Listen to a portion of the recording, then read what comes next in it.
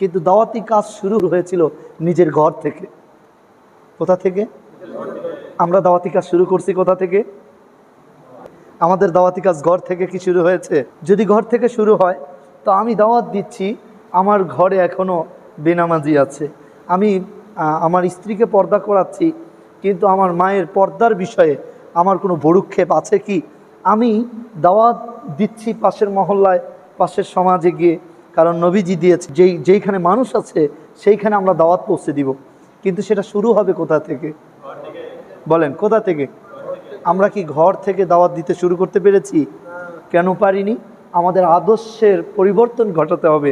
আমরা বাহিরে অনেক বড় হুজুর, অনেক বড় নামাজি, কিন্তু ঘরে আমাদের স্ত্রীদের কাছে যেন আজকে আমরা হাসির পাত্রে পরিণত হয়েছি।